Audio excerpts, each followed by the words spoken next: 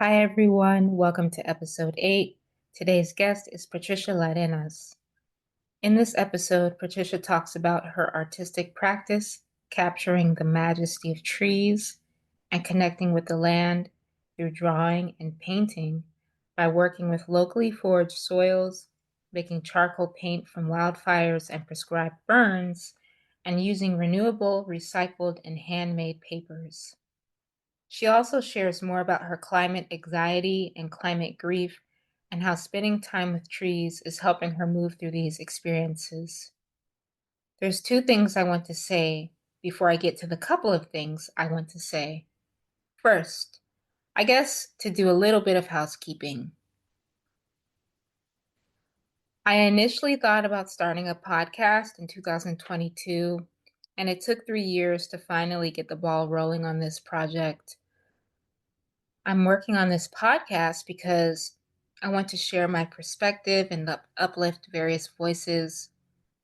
And I really hope this podcast can be like radio before television, where you by yourself, dear listeners, or you and some friends and or family gather around and listen to the episodes, eating snacks, just hanging out, and this be enough. Meet Me at the Through Line is a place where I meet people, ask them questions, listen, we talk, etc. Many episodes will and do have a spiritual dimension about them, but I see the interviews as still just chilling with people, talking and listening. I'm really intrigued by sources of new information. And although I grew up hearing there's nothing new under the sun, which is true, I do believe actually there is new information, new insights, perspectives, energies, energetic expressions, new embodiments, and certainly new innovations and inventions coming through these days. And that new information coming through isn't unique to our time, but throughout space time, new information has been shared. So both are true. There is nothing new under the sun, and there is new information under the sun, new information coming from the sun. In saying all of this, Meet Me at the Through Line wasn't created to be a premier place for new information. There absolutely will be guests and times where new information is shared, and that is exciting and encouraged. And I also want to uplift how Meet Me at the Through Line is still, in quotes, valuable when folks are sharing thoughts, ideas, perspectives, inquiries, life experiences that are already known, already well circulated in what's called the collective conscious. The correlation between newness and worthiness today is really interesting. Is Meet Me at the Through Line still worthy of attention, presence, acknowledgement, engagement, and honor when it's not sharing anything new? What I'm doing is creating a storytelling platform where people from different walks of life simply share their perspectives and stories. And if this inspires people and catalyzes XYZ, that is amazing. But in the end, I want the mere connecting, storytelling, and listening to be enough. Interestingly, meeting people at this watery through line is the same as sitting around a fire with people. Again, talking, listening, laughing, being in silence, talking about something deep, laughing again, singing, noticing the trees near us, towering above us, bird calls, the smoke rising toward the sky, noticing night clouds and all the stars, talking and listening again, laughing, eating s'mores or something, and returning back to song.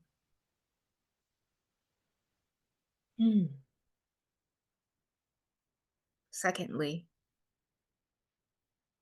I just took a hit of coffee, so I feel like I need to slow down. I feel my heart beating. I feel I'm a little agitated this morning, but I'm trying to slow down. I feel like I was thinking last night how like trees are in a different time zone. They it just seems like their time zone is like slow, moving slow. Secondly, it's so interesting to experience synchronicities, to be in two or three different spaces with a completely different group of people in each space and end up talking about the same topics, or to see how what's going on in my life and what I'm planning align just in time with XYZ. I never really understood divine timing or the timing of things, but more and more I'm experiencing that there is some kind of magical timing of sorts around how things play out in life. In this episode, Patricia and I talk about trees, and it seems right around the time her episode is supposed to be published, which is today, I've been experiencing synchronicities with conversations and reflections on trees. All right. Well, before I talk more about this episode, here is Patricia's bio. She starts off with a quote from Terry Tempest Williams. Grief is love, deeper than hope is action. And then Patricia goes on to say, my artwork is an expression of my love for this world and my grief at potentially losing it. I ask, as an artist, what is the most impactful thing that I can create at this time of planetary crisis? Influenced by the threat of environmental collapse and the climate crisis, increasingly my materials are no longer anonymous commodities. My process often includes collecting local soils and charcoal from wildfires to make paint, together with using renewable, recycled, and handmade papers. This intentional process provides intimacy to materials, to place, and the living earth. And by offering hands-on workshops in making charcoal paint from wildfires and prescribed burns, or making paint from locally foraged soils, I engage participants to experience an intimate and somatic connection with the land. People are motivated to save what they love. Through these events, my art practice includes partnering with local nonprofit land trusts like Peninsula Open Space Trust and the Land Trust of Santa Cruz County, together with state and local redwood parks to promote healthy ecosystems and sustainable practices. From the spring of 2021 to 2023, Patricia was an artist in residence with Canopy, collaborating to advocate growing the urban forest on the San Francisco Peninsula. Since 2023, she has been collaborating with local land agencies by conducting workshops to promote and educate about good fire management in the Santa Cruz Mountains. She teaches classes on drawing trees and book arts through the Atherton Arts Foundation and is an exhibiting member of the Northern California Society of Botanical Artists, a chapter of the American Society of Botanical Artists. Patricia's work has been exhibited in various venues across the Bay Area. She studied in the Filoli Botanical Art Certificate Program in Woodside, California, and holds a BA degree in studio art and a master's degree in public administration, both from San Jose State University. During the 1990s, she was an exhibiting ceramic artist and a member of the Mountain View Potter's Studio. She is a horticulturist and ran her own garden design business for 7 years. After a gap in creative work where she focused on raising her 2 children, she returned to her art practice. Patricia was born in Chile and immigrated to the U.S. with her family. She lives in the San Francisco Bay Area with her husband and a menagerie of trees. A menagerie of trees. Just taking some breaths.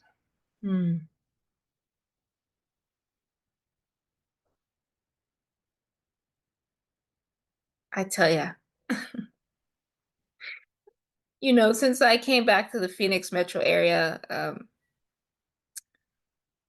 yeah, I've just, recording the intros have gotten a little bit, there's a little bit more that goes into it because it's just a little bit harder because I'm around more people in my living space.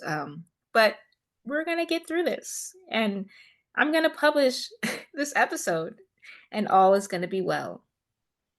So, there are three things I want to reflect on from this episode, and then I will end with two fire songs. Spending time with trees. I met Patricia a few years ago and I've been like mesmerized by her drawings or portraits of trees.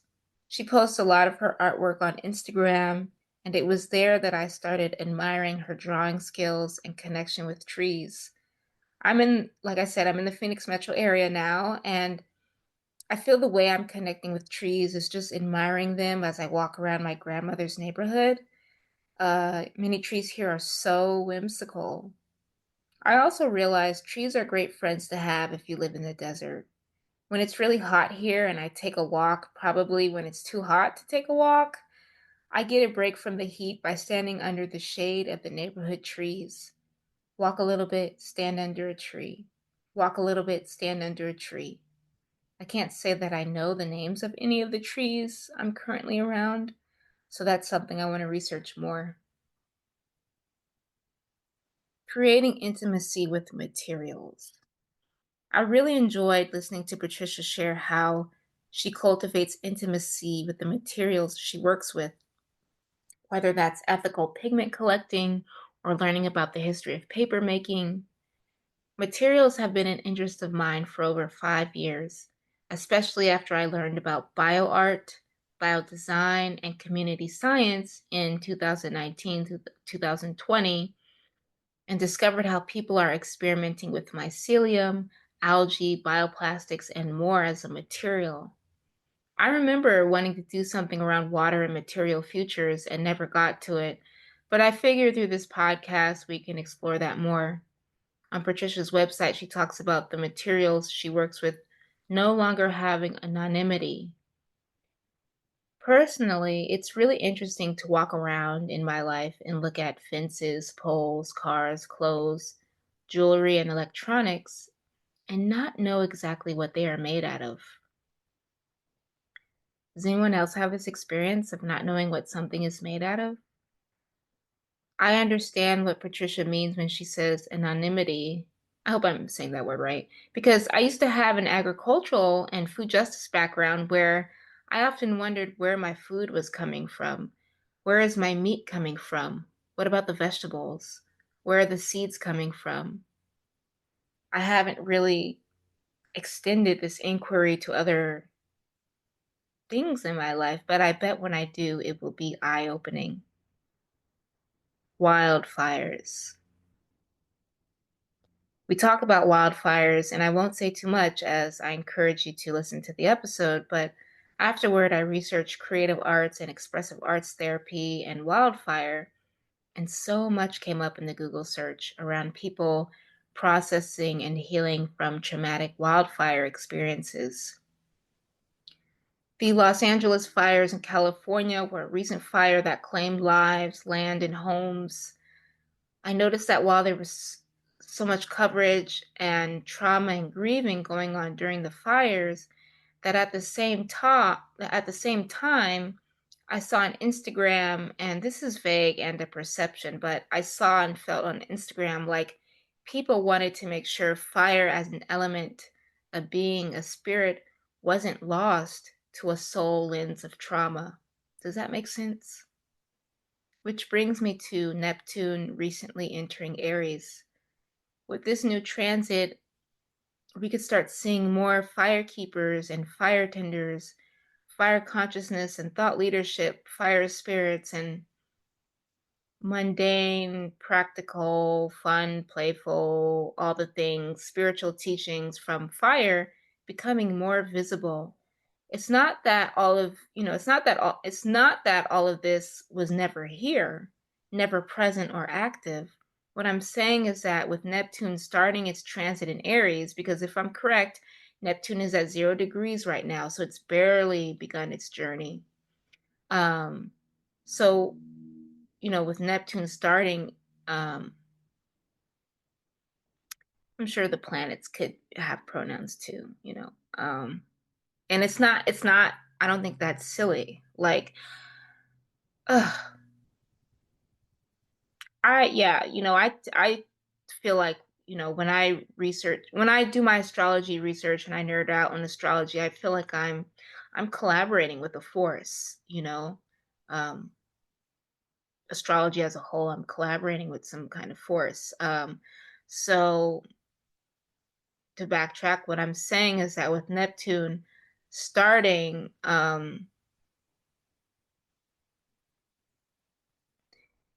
their journey, their transit in Aries, it will be interesting to see what happens with fire as we move forward. Speaking of which, I call fire a thing in this episode, and I'm so sorry. I would never refer to water as a thing, and I don't think fire is a thing. So, to apologize, I have written two fire songs that I would like to share.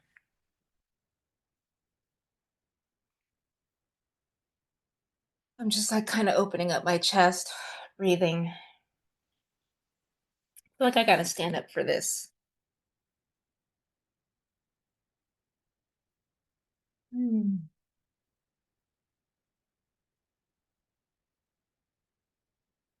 Fire is not a thing. Fire is not a thing. My apologies.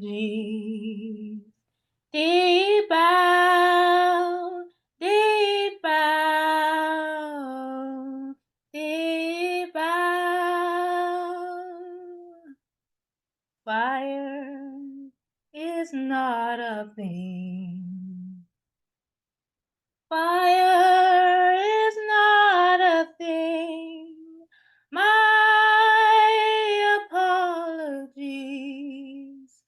Deep bow, deep bow, deep bow.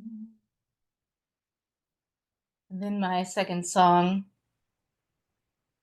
just thinking about how I like having a lighter on me. I like carrying fire wherever I go. Yeah, and I've been like, yeah, yeah, exactly. Or, it's becoming more clear in my mind, like, yeah, I want to carry a lighter. I need to have a lighter. What am I going to do without a lighter,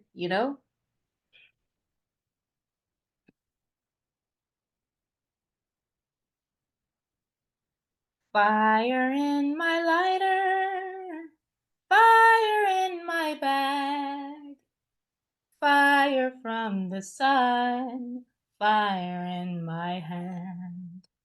Don't forget the flames burning brightly within, always carrying fire, always carry fire.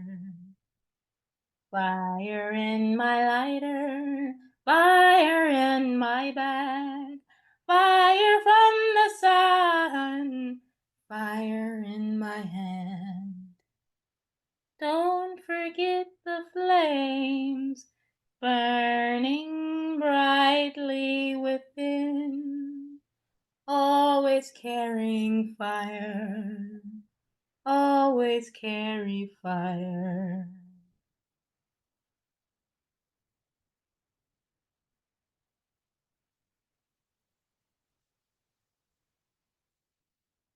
All right, listeners, if you can / want to, please take your time listening to this episode. Make a cup of tea at home, find a cozy cafe, or listen on the go. Either way, I hope you find at least one thing in this episode that is interesting, sparks your curiosity, is helpful, or inspiring in some way. Until next time.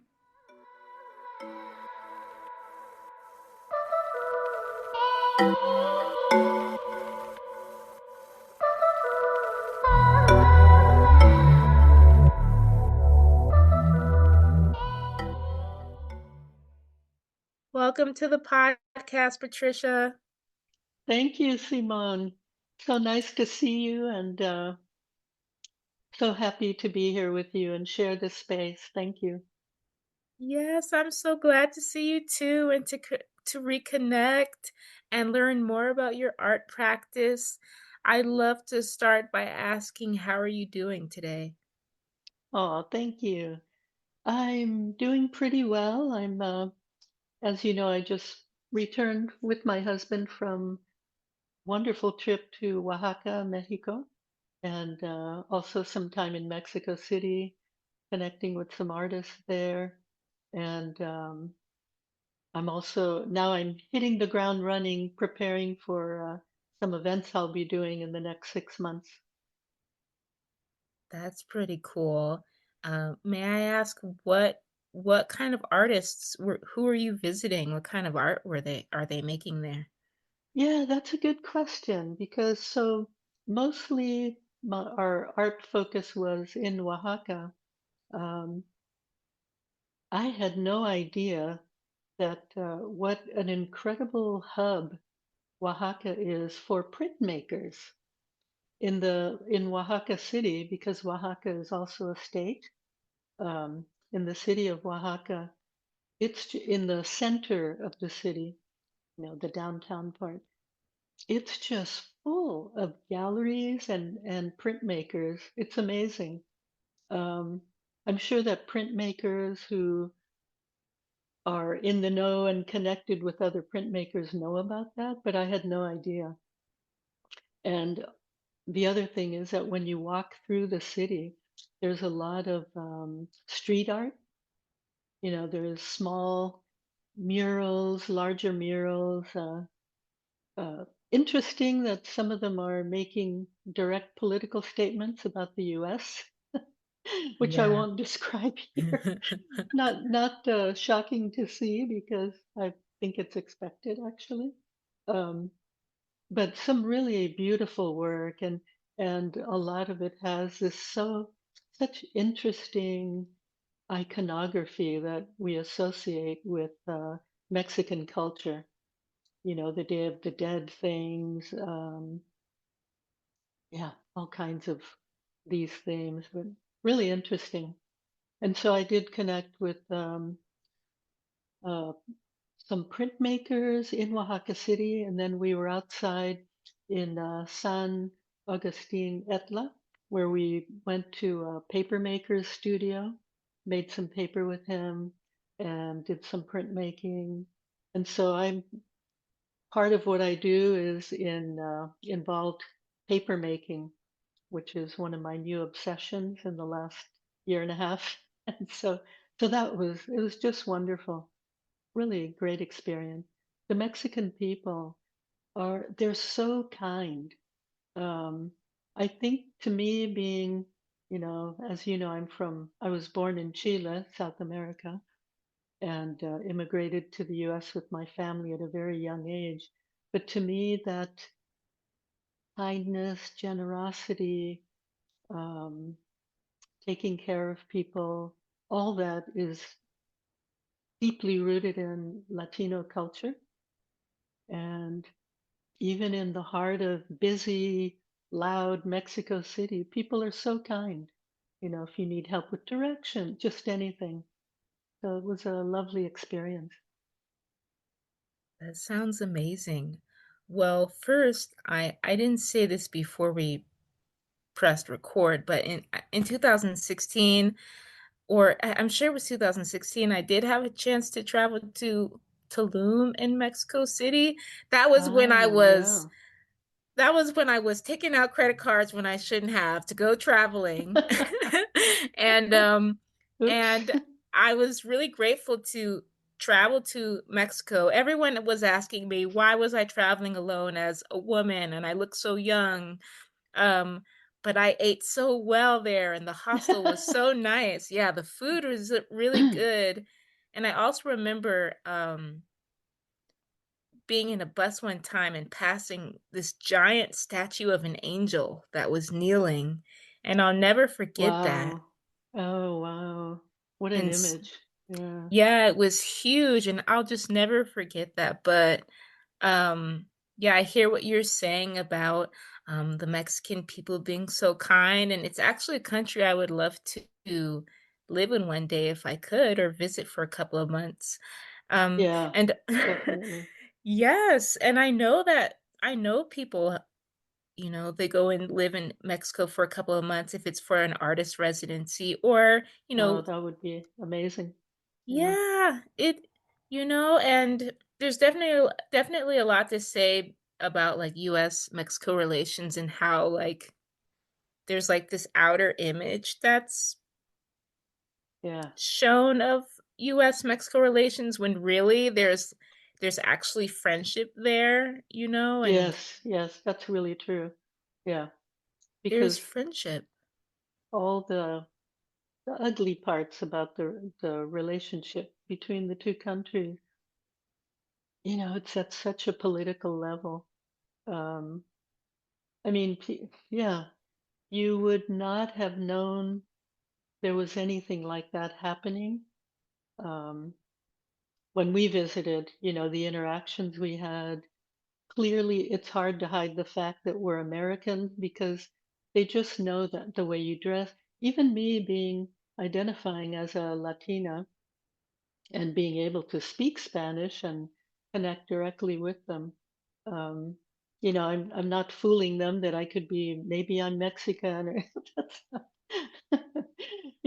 but yeah, so welcoming and their culture is incredibly rich from It their is. indigenous Mhm. histories, and it's not just, oh, there's Aztec, Maya, and Mixtec, um, so many, just as in North America, the United States, of course, incredible number of indigenous people and their own cultures. It's the same there. So extremely interesting. I would encourage anyone to visit and enjoy that. Same. I love that we dove right into giving love to Mexico. Anytime. I love that, and I also share your obsession with paper, but we'll definitely Oh, get to the okay. obsession with paper, later on. All right. Um but I'd love to also start with asking you, so you draw portraits of trees, these gorgeous portraits of trees, which Thank in you. my view capture the essence, the life of the tree, the energy of the trees. And so I'm curious, when did you start drawing portraits of trees, and or who has guided your journey? Yeah, thank you, Simone. It's so generous of you to describe my artwork that way because um, although I'm obsessed with drawing trees and connecting with them through that, it's I'm always wondering how much I'm really getting across, because I know that I love sitting with them. A big part of that practice is going out where they live, and that's mostly it's sometimes in our urban areas here in the San Francisco Bay Area, but um, what I want to call the open spaces, our protected spaces. I purposely don't refer to them as our wild spaces because I've come to see how I don't even know what that means anymore. I mean, all of these lands, it's hard to think of land that has not been influenced by humans for thousands of years, frankly. Most of that time, of course, were the first peoples who are still here, actually. Um, and they did manage their lands.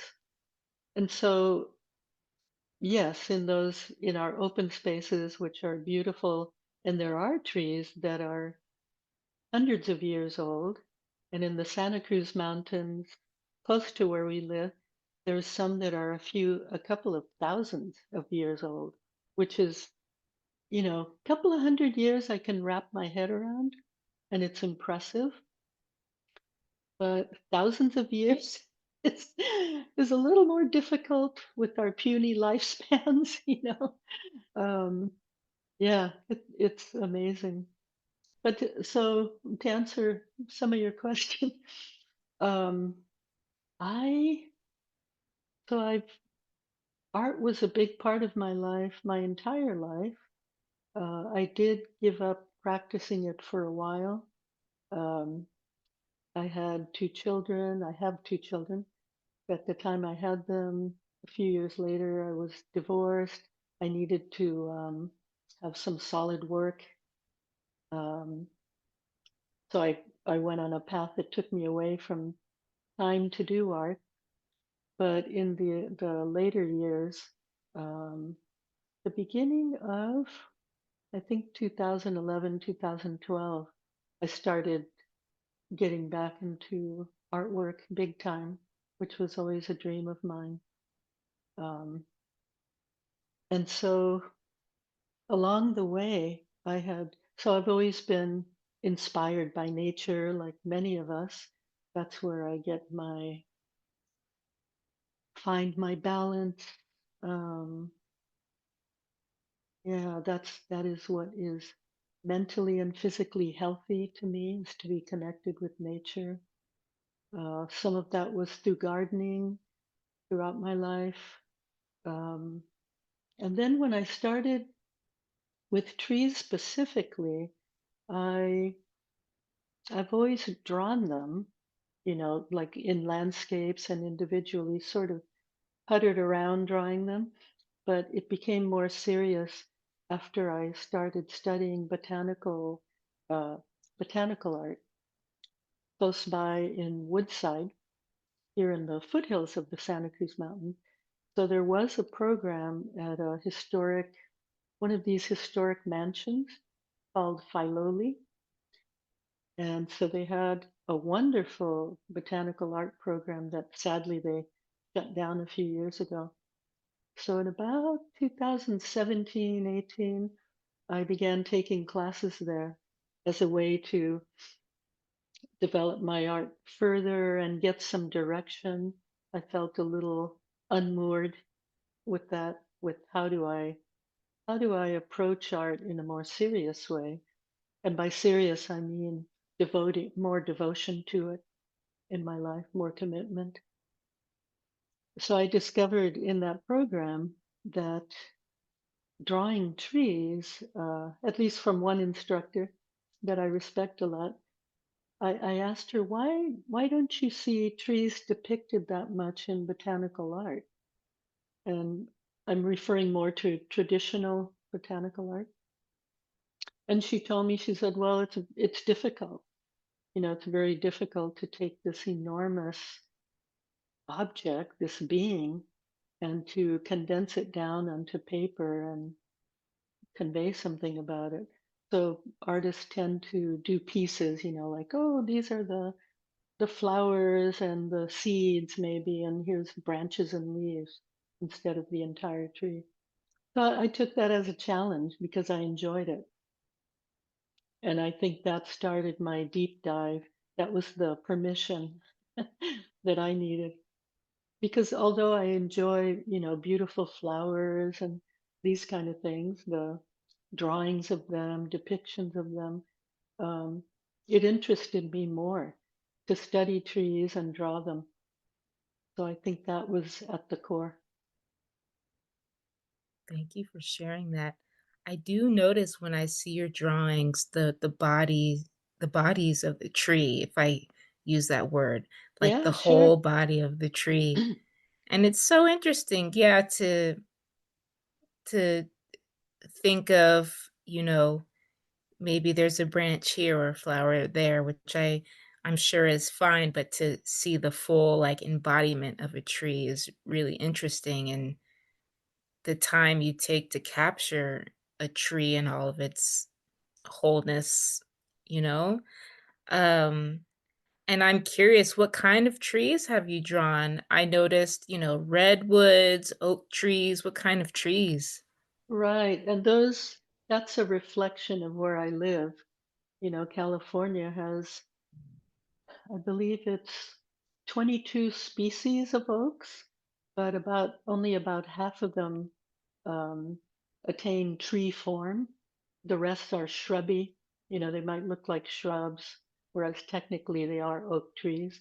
Um, and so it's I to me they're in your face. Here in the Bay Area, we have on our hillsides in the foothills of the Santa Cruz Mountain, and also in the East Bay, actually, in those foothills, you see a lot of beautiful old oaks, and they could be mostly a valley oak, coast live oak, and some blue oaks, maybe not as many of those. Um, some black oaks up in the mountains, which I discovered later on. I had no idea that that even existed in our area. But to me, when I draw them, I try to, um, I do try to, if you know trees, you might recognize the species. I'm not always a stickler about that, but when I draw them, I'm certainly thinking about, well, what is this characteristic of this species? And I can see that in a tree when I sit with it and draw it, because that's mostly what I do is I like to sit, go find them and sit with them. That's part of the joy, this beautiful experience of being in their environment, their ecosystem, really absorbing what they are, maybe something about their lives.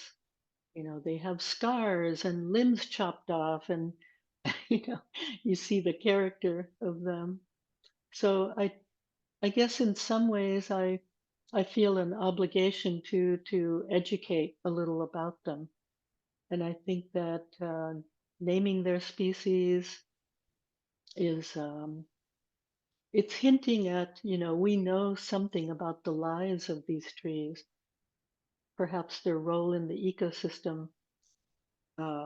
In terms of oaks, of course, the importance to Native Americans as a food source. Oak trees are also hubs of biodiversity. Um, that has been shown in the past several years that there are so many species of insects, therefore birds, that rely on oak trees as part of their life, getting food and shelter and etc. And so most of the trees I've drawn that I like to depict are or showcase are native trees, but there's also incredible um, trees that are growing here and have a history with California that aren't native. For example, the eucalyptus. We Hmm. have some Yeah. spectacular eucalyptuses, I guess, eucalypti. They're amazing trees, and some I know people have issues with them because of fire concerns. A friend of mine, Robin Carlson, who she wrote a book about fire in her area near Davis, outside of the Bay Area. Um, oh gosh, I'm blanking on the name of the book.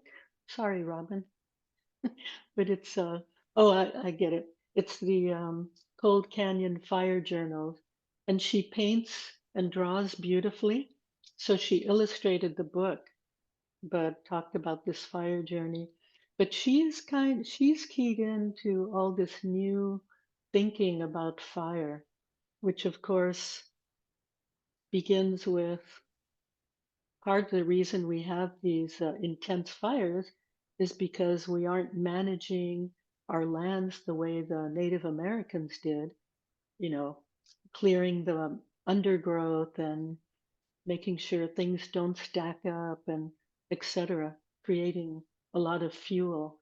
Um, I'm happy to see that the local land management agencies in our area are actually working with indigenous groups to learn that and apply it.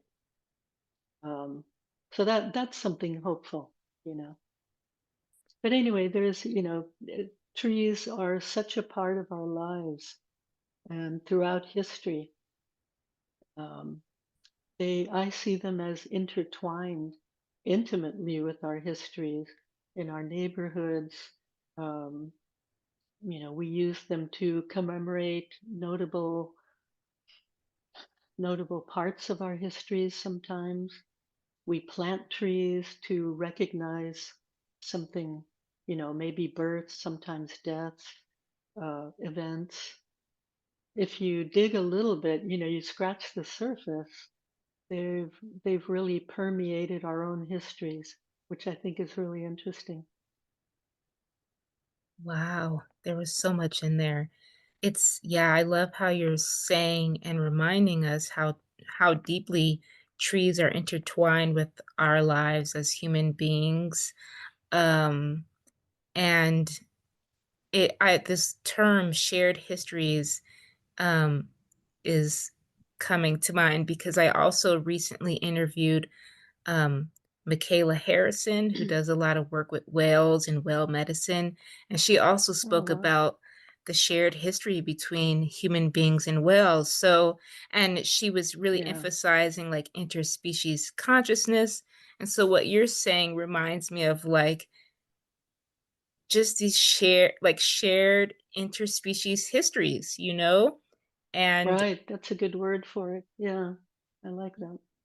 yeah, and what it would be like. I mean, I can't remember when I was a kid I learned about trees in a way that was not in a relational way, more in like a kind of, I don't know, a way that didn't really feel relational or made me understand like I was or could be in kinship with trees and that, that I did understand, that I could breathe because of them, but I think you're just sharing a really great reminder that even though we walk past trees in our neighborhood and it's so ordinary that these beings have been with us for so long, And also that talking about trees brings up fire, I know that the LA fires happened and that was really traumatic and that Oh yeah. fire is just this Wow. ever present thing to think about in the West. Yeah. And I Yeah. grew up in New York City and I never had to think about fires. So being out here in the West where like fire is an ongoing conversation and like fire consciousness and you talked about fire journeys. I just really quick I just wonder what is it like to live in a place where fire is an ongoing conversation and that people are thinking about fire maybe a lot. Right. Yeah, it is a part of California for sure. And it's as excuse me, as much as drought, fires, um, obviously climate change just pushes that to the extreme, which is something we definitely have to grapple with. Um, one thing when you were talking about you growing up and um, not having this bond with trees in a relational sense, um, the way that it happened for me was that in general, I'm inspired, always have been inspired by nature. I knew that. But when I really started looking at trees and experiencing them and recognizing that they inspired me, they arouse feelings of such awe and reverence. And, because I guess here in the Bay Area, we have just some spectacular trees, large. You can't, they're very hard to ignore, like I said, kind of in your face. And so I started I started asking myself, well, um, what is it that creates that awe? What is it that inspires? part of the reason is because as an artist, you're often called to write it down and explain it. I want to, when that happens, I want to say, well, that's why I'm a visual artist. I'm not that great with words, I feel. I struggle with coming up with artist statements and, but I have to do that. So, but that took me into scratching the surface and just putting it together that we have these histories. And I think, number one, trees are the largest, most impressive beings that we're likely to encounter for most people. I mean, many people don't think of plants as living beings. They think of them as things. But when you start understanding some of the biology, their ecosystems, plants are amazing. They do incredible things. And then there's more of I want to say spiritual aspect. There's feelings I think that I can't even put into words. Maybe it's something like kinship tied with awe, connecting with this being, perhaps a life force. I'm not sure what to call it. Um, so I think that spending time in their space and with them, drawing them. I once said to a friend of mine, I'm not sure why I draw trees so much. I feel like I'm not finished. There's so much more to do with that. And it was a great observation on his part. He said, well, I think it's a way to experience the tree.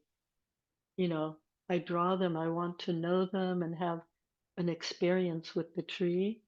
And that's a way to do it, you know, spend time with them, draw them, because in drawing, you really pay attention. It's focused attention and being in their space. Yeah. So I think that's all part of it too. I love that. I love like giving trees attention because there's lots of other things getting our attention. That's And so why not for give sure. your local neighborhood backyard tree some attention and some TLC. And yeah, I really love that. And I'm curious, what materials do you work with? As far as paints and paper. Yeah, that's probably, you might know, a loaded question because because I have in the past couple of years I've been making some pigments, not everything I use, but pigments, started to make paper, but basically although I do some printmaking which involves relief printmaking, carving into blocks like linoleum type blocks or these rubbery kind of blocks that are new. Um, and I've started making cast from my papers. Those are developing things, but I still see the core of my art practice as being drawing. And so it's a lot of drawing medium. I love graphite. Um, in the last couple of years, I discovered soluble graphite. So you can get those as pencils where you draw with the graphite and then you take a wet brush and you make the line. It looks like graphite watercolor, which I think is very beautiful. And I think it suits drawing trees well. Um, so and with the pigments that I make from soil and charcoal, that's a type of watercolor. They're water based. And so the basic the core is drawing, but I'm entering into a little bit of painting into it and also discovering ink uh, in the sense that I became interested in so called Asian art from China, Japan.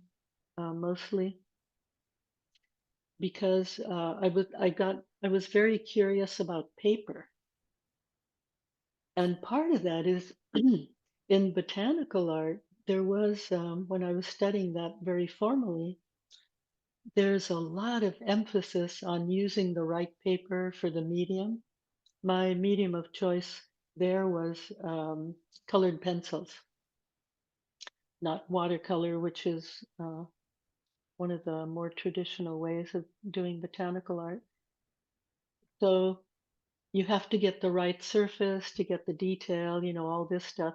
And then there's the question of you want the paper to be archival because you don't want cheap paper that will yellow and fall apart in a few years, etc. And so I became very curious about paper. Until that point, I hadn't realized. I mean, I knew, of course, from art school all these different types of papers, but I didn't really understand the nuances.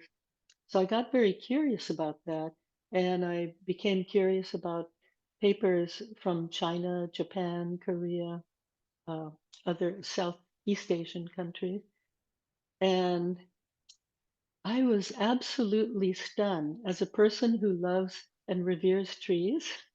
You can imagine how stunned I was that a lot of their traditional papers do not have, uh, they're not made from trees that have been chopped down and so killed, really.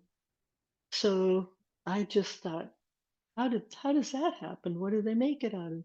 So of course, the history of paper goes back 2,000 years, around 2,000 years, originating in China, and they used sustainable fibers.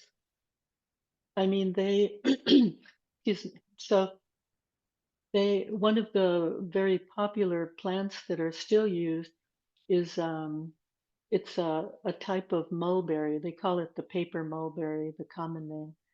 But so what you do is you coppice the plant to the ground, and that means you just chop it off pretty close to the ground, coppicing, and then the branches renew and they come out straight. And those are harvested every, I believe, 3 to 4 years by paper makers. And they come out like these straight, long branches. They take those, they steam them, they peel the bark, they use like the inner bark fiber. It's a very long, tedious process. But then there are other fibers, um, different types of fibers that are non tree source. Um, Also, in more recent times, and by that I mean probably, gosh, I don't remember exactly when cotton and linen started being used, but I want to say maybe 1700, something like that. But so that's, sometimes you see paper, thick, beautiful paper for artwork, and they call it 100% cotton rag or rag content. They're referring to the paper's history with they used to collect rags, like used clothing, whatever, to make paper from, because the problem was that paper became very popular. At that time, it was like discovering the internet. Suddenly, you could make this material, you could write on it, and pass it around, hand it out. I mean, that's such a huge innovation when you think about it, you know? And so I was stunned to learn that we people did not always historically cut down trees and kill them just to make paper. I thought that that's how it was always done. And so that's what took me into a deep dive about paper, which I love as a material anyway. I think it's in and of itself, it's just a beautiful, fascinating material. Um, And then the other piece of that that's so interesting to me is that cutting down trees and deforestation and all that in the name of paper, it only became a thing I think it's less than 200 years ago. Isn't that interesting? So, in a 2,000-year history, it's only in the very more recent times, 150 or so years ago, that someone discovered that they could use chipped wood to make paper out of, to get that fiber, because paper became, it was such a huge demand. Um, the paper mills had trouble keeping up with demand, so there were people researching how can we make paper out of something that's readily available. And then it became mechanized as well. And that happened around the 17, kind of around the same time, I believe, 1700s and into the 1800s. So there you go. Think Wow. about that. I sure will because I let me tell you, before I became obsessed with paper, I was always like, I don't understand why people like paper. What's this thing with Ah, paper? And how then funny. I got into it and I will use the word became obsessed. And I actually have not really delved into the history of paper, which is something I'd love to do. So thank you for nudging me in that direction because it's like, yeah, you can buy a journal and it has paper, or, you know, I know that a lot of us are on computers and laptops and tablets and all of that, but paper Yeah. is still in our lives with Oh, yeah. books and So whatever many ways. else. Yeah. Well, I just wrote a recent blog, put it on my website, and I cited the book. There's actually a book. Um, you'll be interested to know it's over 500 pages long, but it's kind of the history of paper that all the Wow. paper people point to, and I cite the book in there. But it's by Dard Hunter, and it was first published in the 1940s. It's still the definitive book. So I Wow. actually read that. I'm such a nerd or a geek about it. But it was fascinating. It was like, I don't believe this. Wow, that's an incredible story. Yeah. That's so interesting. Yeah, paper Yeah, histories there and you how they go. connect to trees, you know, and yeah, Exactly, exactly. I Well, mean, because I if mhm. you're a person who loves trees and nature, I felt like, it's kind of hypocritical if I don't at least learn about that, because a lot of the paper I'm using is from dead trees.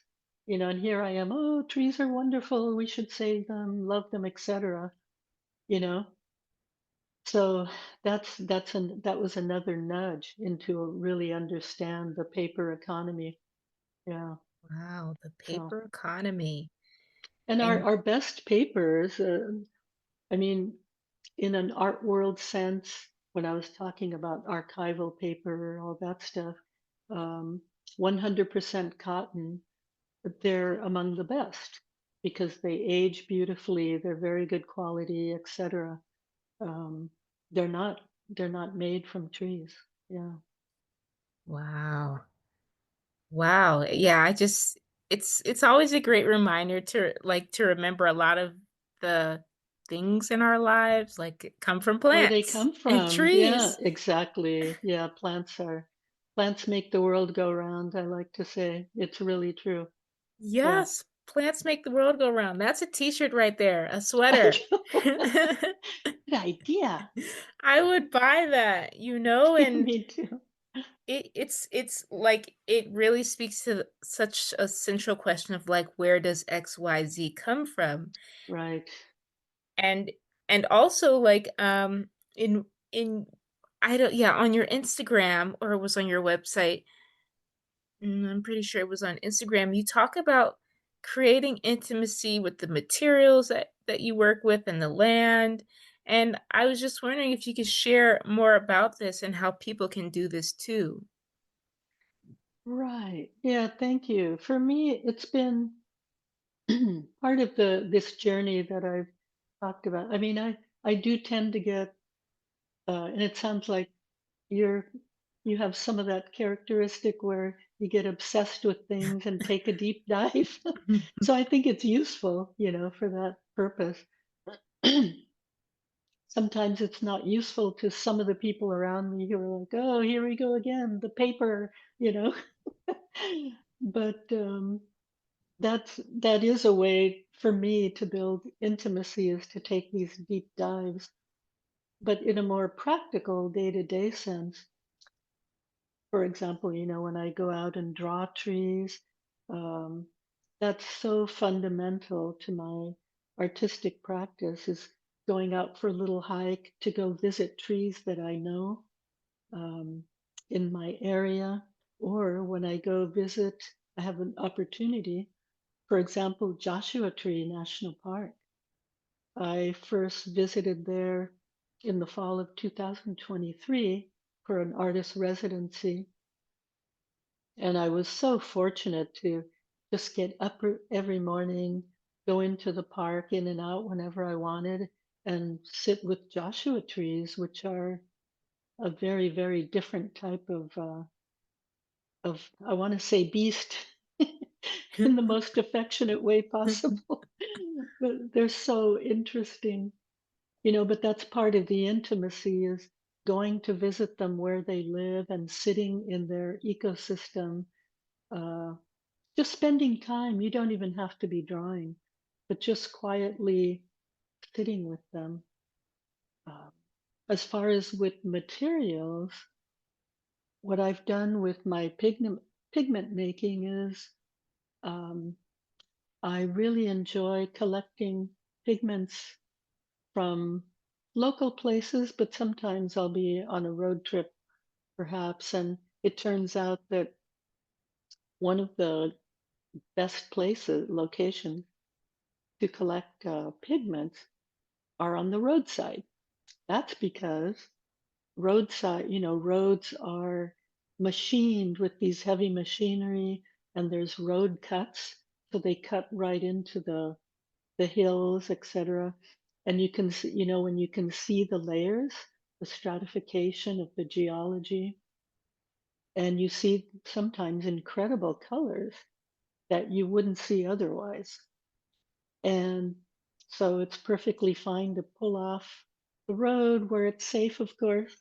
And I carry little paper bags with me, and I'll collect just very small handfuls normally, because you only need like one handful, um, barely, to make some pigment. And when people, when I tell people, oh, I just collect it with my hand, because they think, oh, do you have a pickaxe in the car or something like that? And I'm like, no, of course not. Um, the value of that is that you can feel the soil, and it could be soft rocks, with your hands. And I take it, and if it's soft rocks, I try to break it apart, or I might try to scratch another rock, and it gives me an idea of the softness or hardness, because I'm only processing by hand with the mortar and pestle. I know some pigment makers can use rock grinders, these kind of things. I prefer to keep it at a very, I want to say, primitive, basic level. I don't really need to be grinding things with machines and all that. I found it's not necessary in my case. But what I want to say about that is perhaps some of the intimacy comes in that it's not just making pigments with interesting soils, and oh, that's a cool thing to do. There is there's definitely an ethical code that comes along with it. So I belong to a group called Pigments Revealed International, and they actually, I've had people laugh when I say this, but it's true. It's kind of a who's who of the pigment world is in That's there. cool. Yeah, these people who have written books about it. It's a small community, but the players in that community are in there, and they're so inspiring. But I learned through them part of collecting pigments and working with pigments, they too have a history with people, as you probably know. I mean, look at the most obvious one is cave paintings. Mhm. But there are indigenous people today where the ochres and the pigments in the grounds surrounding them are sacred. They're used for specific purposes. Sometimes only certain people are allowed to access them. As with trees, there's not surprisingly, there's a very long history of pigments intertwined with people's history. But the ethics of it, getting back to that, is that, sometimes I'll pull over and there's these incredible colors, and I think, oh, this is so cool. I really want some of this.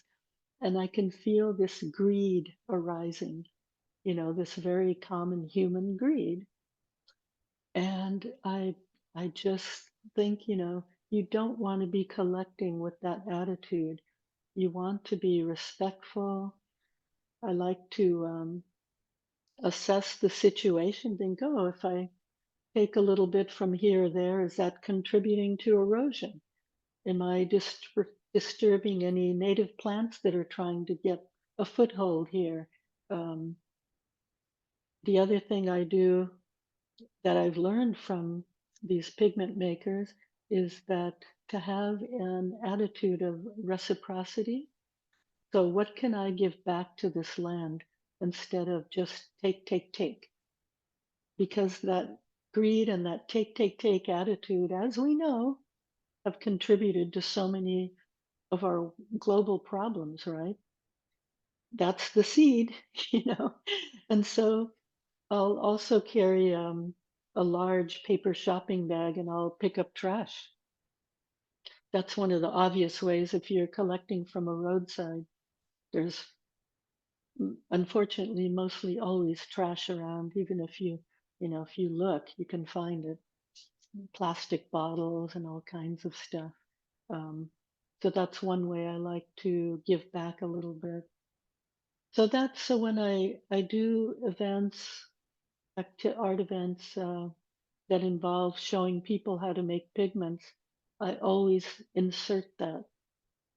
And I hesitate to do too many of them because there's a lot of people on our planet, and if we were all scouring the areas for pigments and digging up stuff, and there are people that are not going to honor the ethics, I'm sure.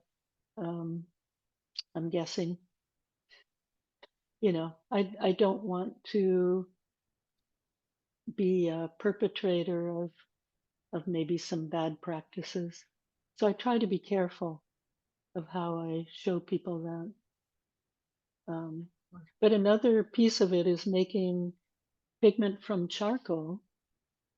And that came about because I've since partnered with the Land Trust of Santa Cruz County. They have a beautiful piece of land that they're protecting called San Vicente Redwoods in Santa Cruz County here in the hills. And one of the one of the people associated with them saw me at the Natural History Museum in Santa Cruz making charcoal paint, doing a demo at an event, and we decided to partner up and do an activity in the redwoods. The cool thing about that was that they gave me a bucket of burned redwood trees from the CZU fire that we had here in 2020, which was horrific.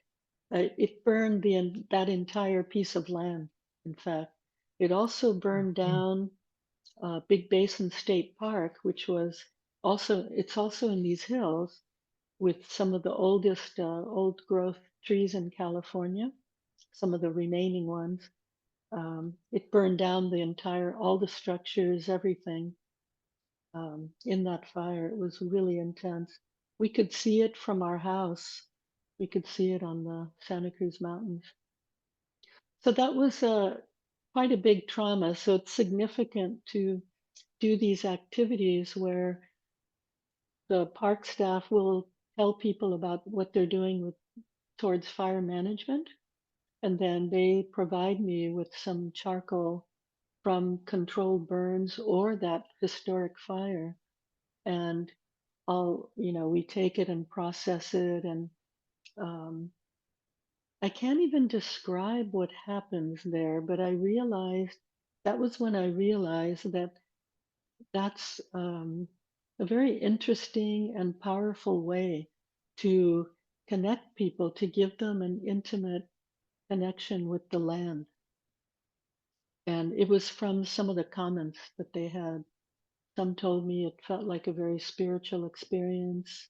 Um, One young person told me that she had felt she still had some trauma from that fire. She lives in Santa Cruz, and that this really helped her processing it.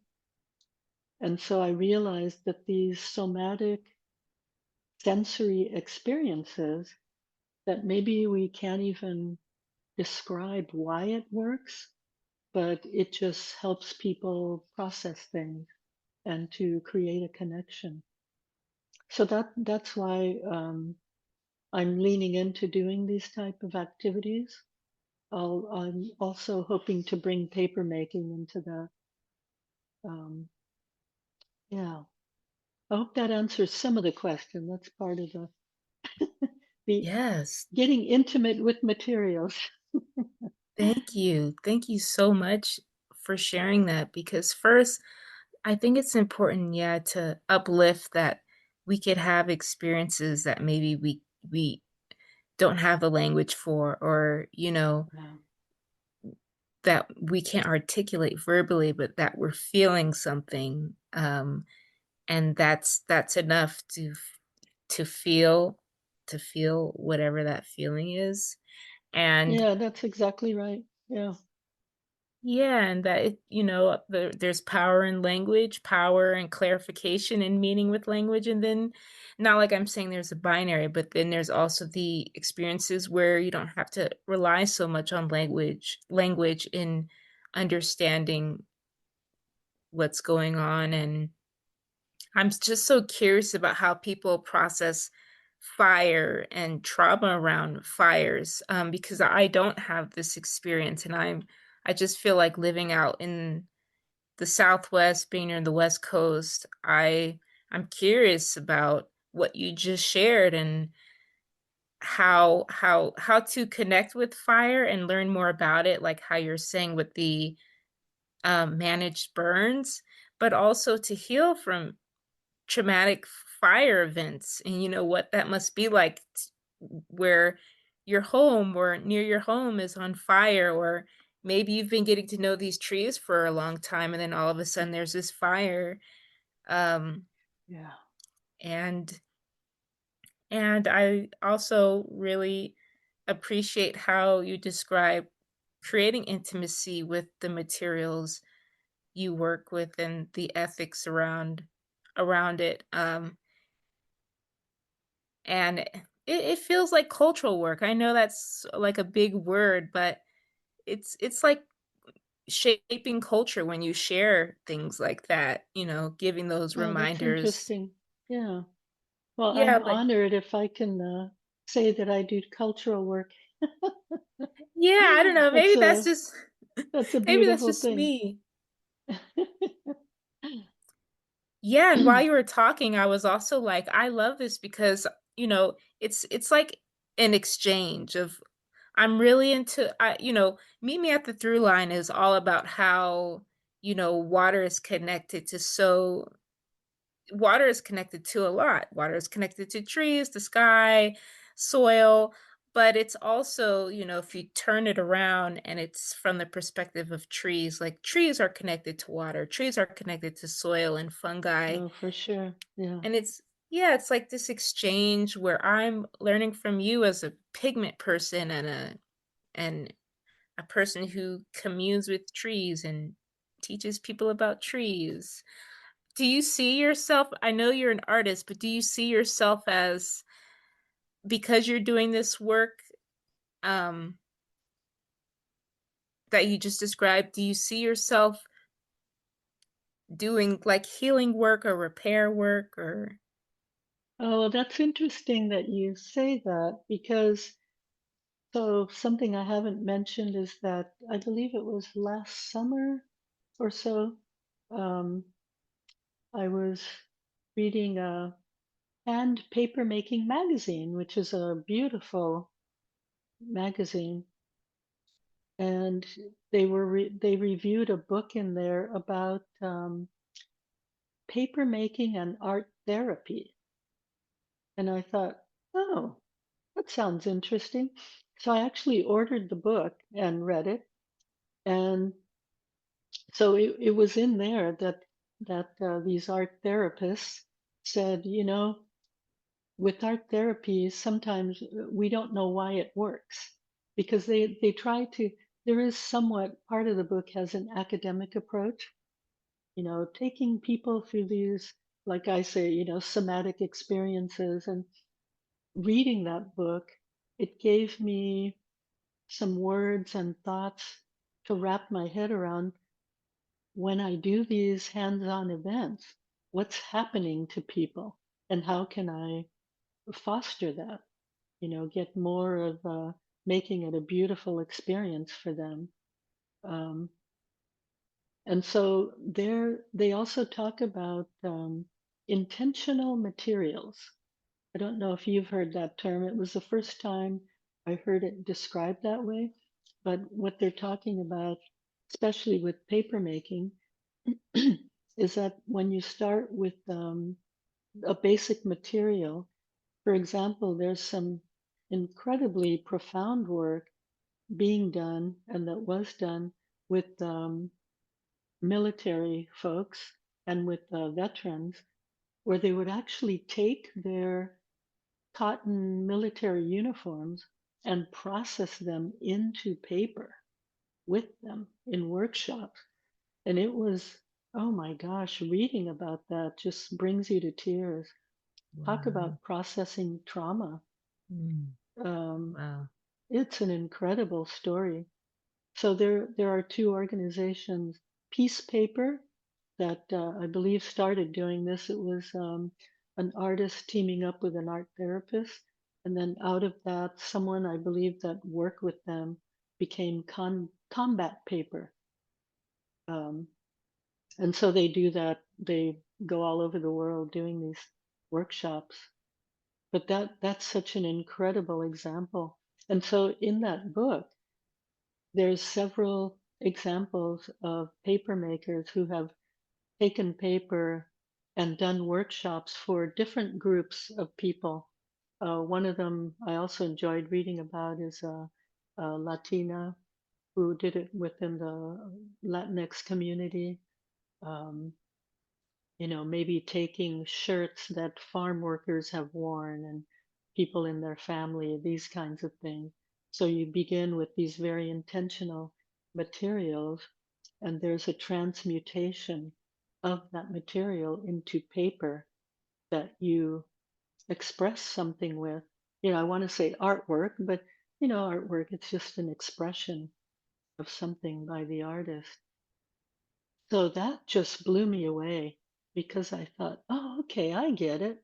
You know, I was accidentally doing some of that with the soil and the charcoal work, you know, taking this. I knew that these were very moving and profound things, but excuse me, I didn't always expect that people would get that, you know, because I know I'm a very emotional person.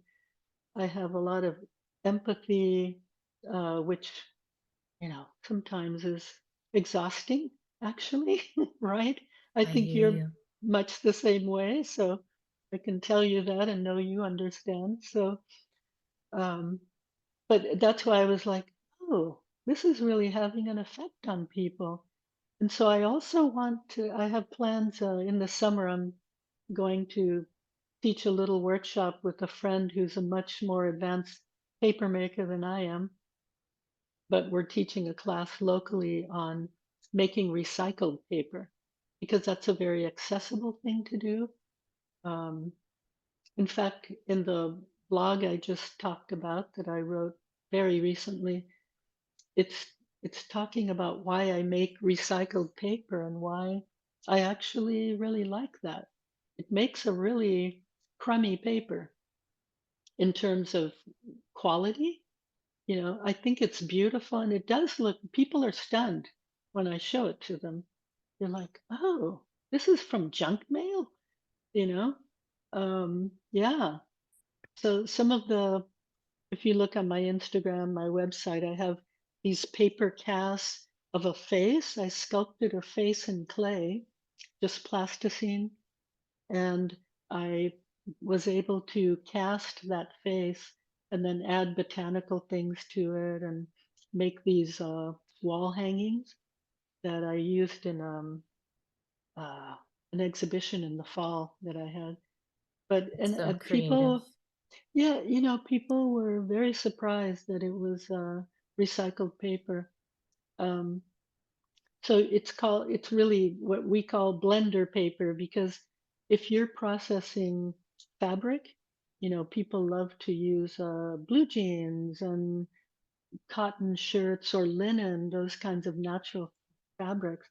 But you need a beater, a machine to process it.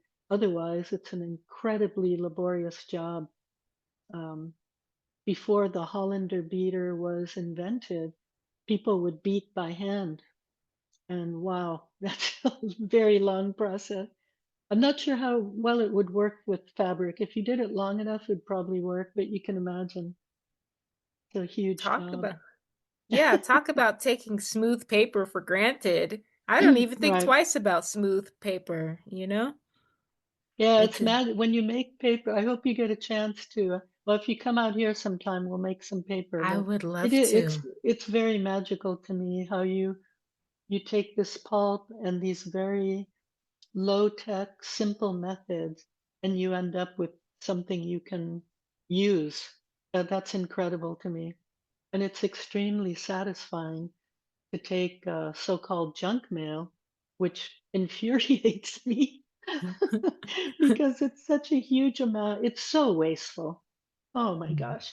But it makes me happy to sort through it and save and go, oh, wow, they used a really thick, beautiful paper for this piece of mail. I'm going to save that and use it, you know, and then recycle that stuff. So, yeah, it's a thing, you know.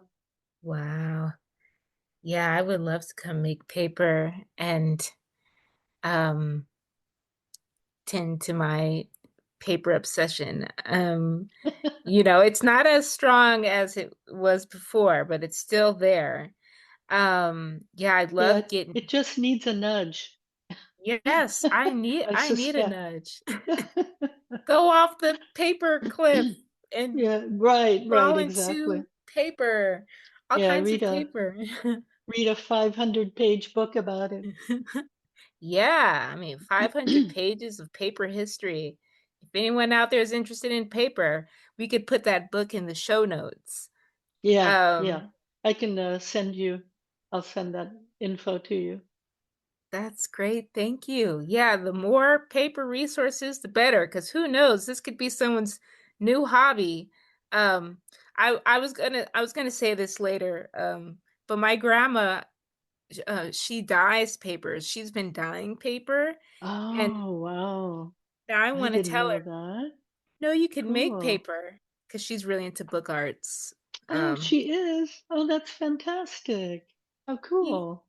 yeah, she's really into book arts, and I was gonna say this. I'm gonna say this later with another question I have about papers and book arts. Um, but before I ask that question, um, I am curious. If you have any stories you want to share about your experiences with trees and the land, whether it was at Big Basin State Park. I also saw you went to the Sierra Nevada, Yeah. The Mojave Desert, or any other Mojave. Yeah. Mojave. Oh my gosh. I could never figure out how to say it. Mojave. The Mojave Desert. Now I know. Everyone has heard now. And or any other places, like, do you have any favorite memories of any of these places you've gone to? Oh gosh, I mean all of them. because in all of those places, I went to see specific trees and to be with them. But this does remind me that I had, when I believe I was around 9 years old, because I remember we moved around quite a bit when we were young, just my parents trying to find the right place. Grew up in Southern California with my immigrant family, and they were always trying to move to a better neighborhood, etc. So I remember this one neighborhood we lived in Wilmington, and I suddenly remembered, like, at around, it was the 2000s, 2000, and oh no, sorry, it was the um 1990 something, when I suddenly remembered this memory that I hadn't thought of in all that time. Was, as a little girl, I used to I was by myself, and I would go down the block, a block or two, and I would sit on the curb near this incredible tree. Um, that neighborhood was not a great neighborhood. It was, ah, the yards weren't nice. For example, behind our house, so we had a backyard, a rental home, but the over the fence was an oil field, with those sort of sawhorse Hmm. type oil pumps. So it's pretty ugly and it smelled. But in that neighborhood, there was one tree that, I was a small kid, but it seemed like a larger size. And I remember looking at the bark. It was this beautifully textured bark, kind of a spreading canopy, and it was very light green with the light coming through it. And I used to sit there and, like, eat a treat and just be with the tree. And it stunned me to remember that, because I don't know why I did that, because I didn't know who lived there. I didn't know the people. And I would sit on the curb because, I didn't want to be in their private property space type of thing. I was a pretty shy kid. And I thought, what the heck was that about? And so it's a fond memory, because it makes me think, oh, this goes back a ways. I just didn't wake up to it until later in life. This bond and seeking of whatever that connection is with trees. And so when I went to these other places, the very high Sierra, we were, I think, in the subalpine area, um, a bit below 9,000 feet, but around 8,000, which I'm usually not that far above sea level. it's it's really That's beautiful, pretty very high. rocky. We went to draw some juniper trees, very special. Um, and then, in Big Basin, I've gone there in the past couple of years to with an artist friend of mine, because we wanted to just sit and absorb with what happened there with the fires, um, when it opened up again. And it's so interesting to see how a lot of the elder trees are recovering, but a lot of them don't have any lateral branches. You see these huge redwoods, the trunks, that most of them are blackened. They're not red wood anymore. In spots you can see it, but by and large, it's like walking through a forest of charcoal columns at first. Um, but in the years since 2020, that fire that happened in August, September, they they're fuzzy with new growth. And we were talking to the park rangers, and they said they call it poodling, or like the trees look like pipe cleaners. Since they don't have a lot of lateral branches, they all got burned off. They're kind of, this growth is kind of fuzzy along the tree. So although they have recovered or are recovering, they'll never be in our lifetime, maybe even our kids' lifetimes, the next generation, it won't be the same because they're very, very old. And it took them a long time to get to, the beautiful stature that they were. Um, so this is different. But it was discovered that redwood trees can actually sprout from very, very old growth within the tree. There are these carbon stores that, under those traumatic conditions, they can somehow call up and start sprouting, which was an amazing discovery. That was not last year, I think the year before, there was a paper out about that. Yeah. You So, mean if like a full grown redwood tree is like burned that somehow like another one will sprout up inside of it to like it's like regenerating?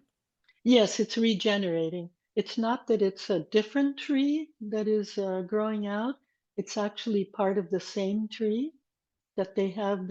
It's like, the story of some lizards, or I think maybe salamander. If you cut off a piece of, maybe a leg, usually the tail, they regenerate that growth. That's what they're doing.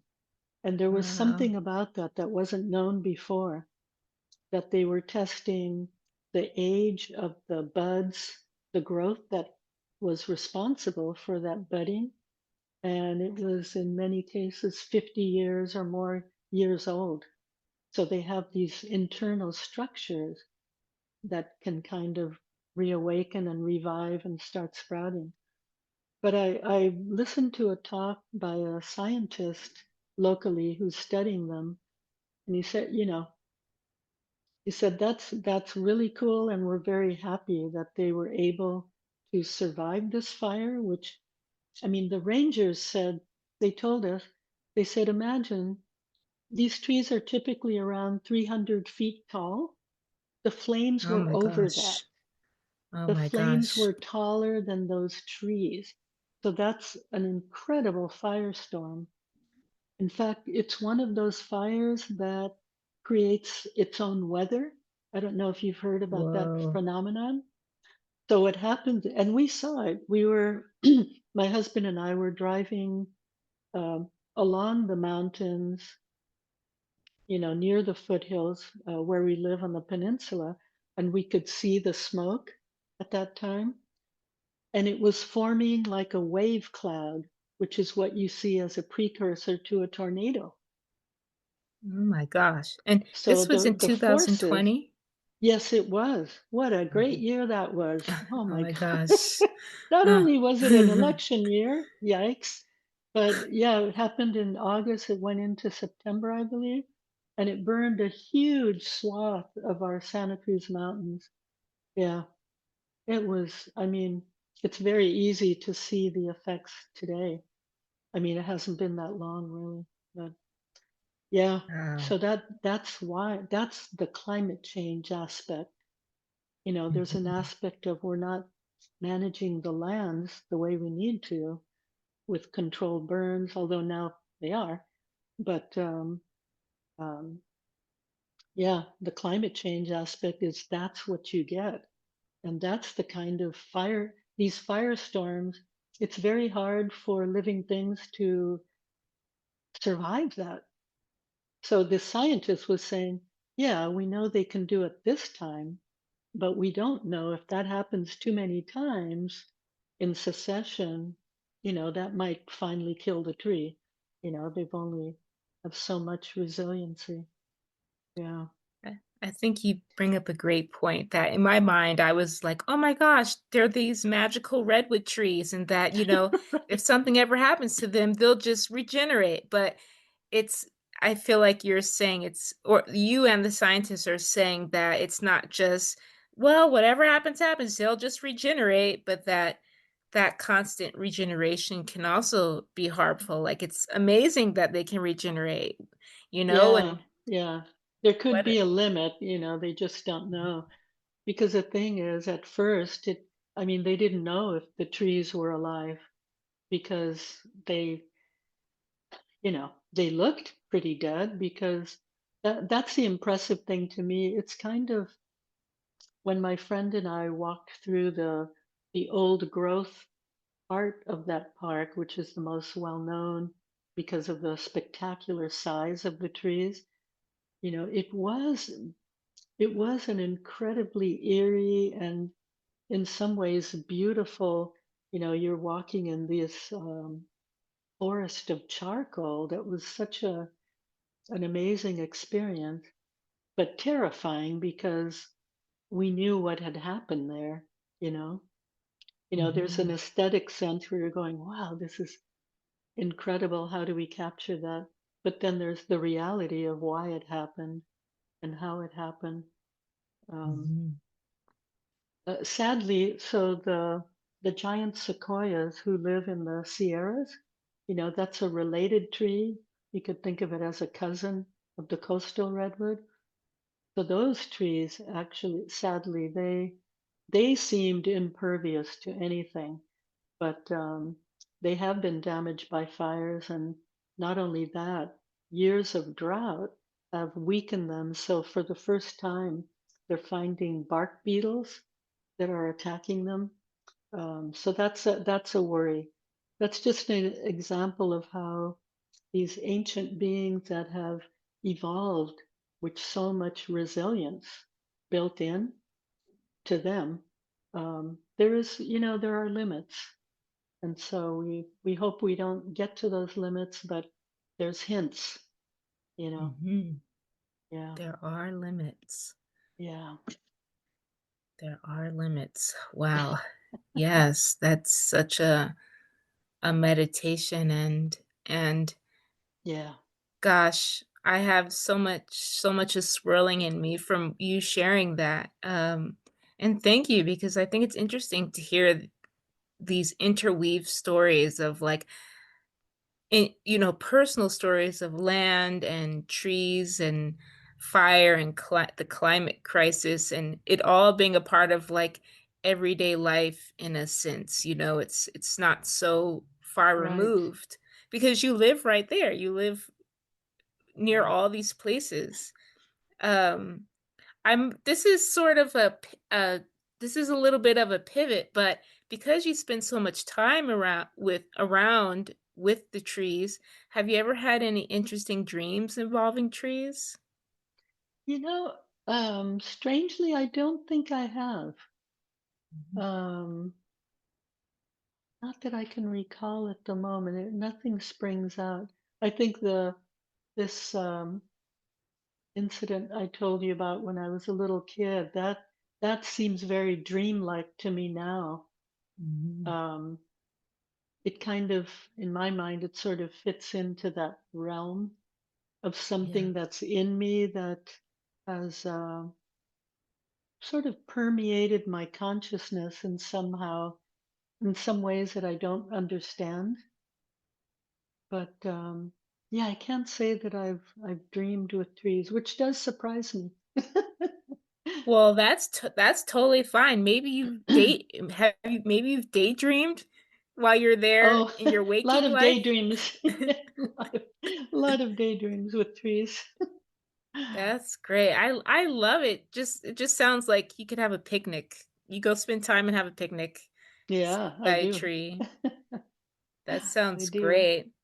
I I love that. I'm feeling so inspired. Like I'm around a lot of juniper trees right now and Ah, I think I should go sit with one of them. Um and getting back to my grandma and her interest in book arts, yeah.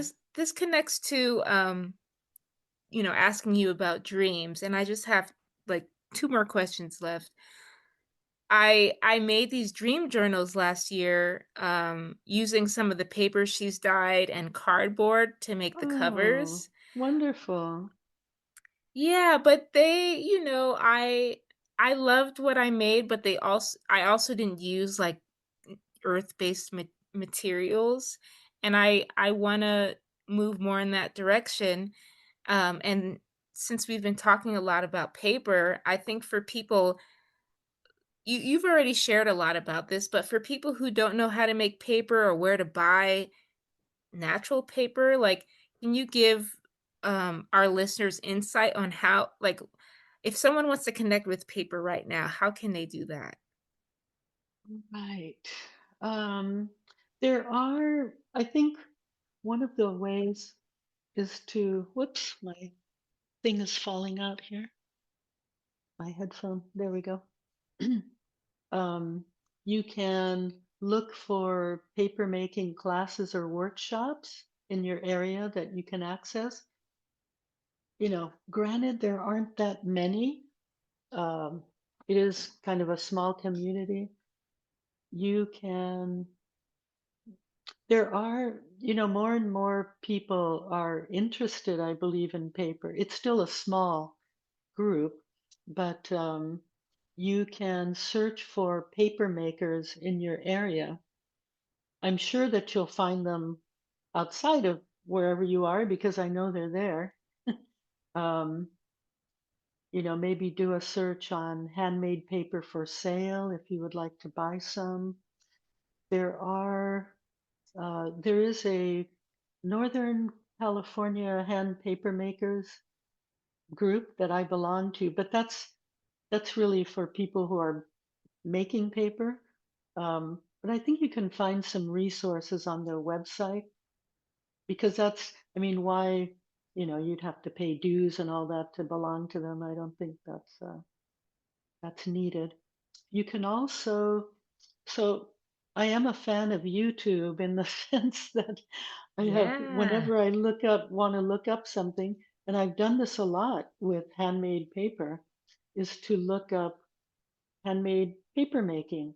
And that's where I have learned quite a bit about Asian methods. You'll see these videos about paper making in China or Japan, Korea, other countries, and you can get an idea of a taste for the process, which is incredible. It's astounding anybody would do this much labor for it. And then there's also, um, you can also look up making paper, recycled paper by hand. And that's what we call the blender paper. I have a dedicated home blender that you'd use in the kitchen to process the junk mail to make paper. So I think you can educate yourself in that sense. And then the other thing is, this is another resource that I'll send to you that you can put in the notes because there is a well-known in paper circles paper maker called Helen Hebert, and she lives in Colorado in the mountains, the very high mountains in Colorado, Red Cliff, I believe. But she has written several books on making paper and also using paper. For example, one of her more recent books is on making. Oops, okay, excuse me, I just lost part of my Oh. headphone. Oh, no worries. No worries. Okay, it's under the table. So if this is Oh, okay, I'll just keep talking. oh, oh, yeah, you can get it if you want, no worries. Okay, let me run around the table here, grab it. Oh. No worries. Hashtag real life. Yeah, exactly. My husband warned me that that could happen. Okay, there we go. Thank you. Back in action.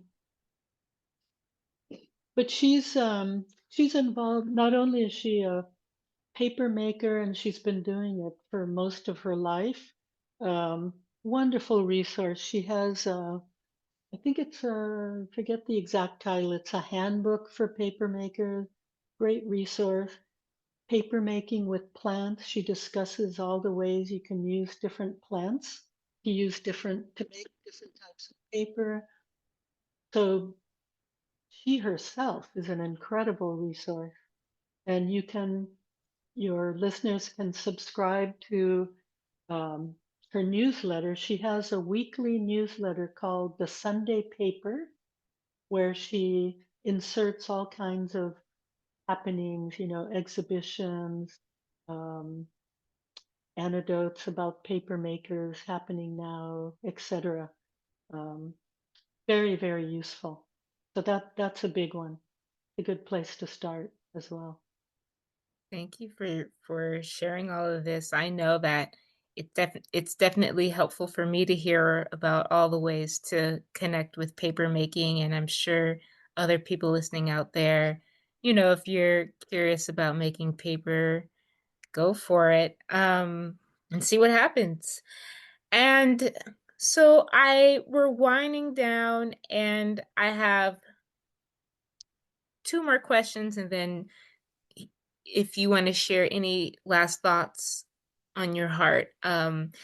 This is another pivot, but for your on paper exhibit, you share in quotes, "My artwork is an expression of my love for this world and my grief at potentially losing it. I ask, at this time of planetary crisis, what is the most important thing that I can create?"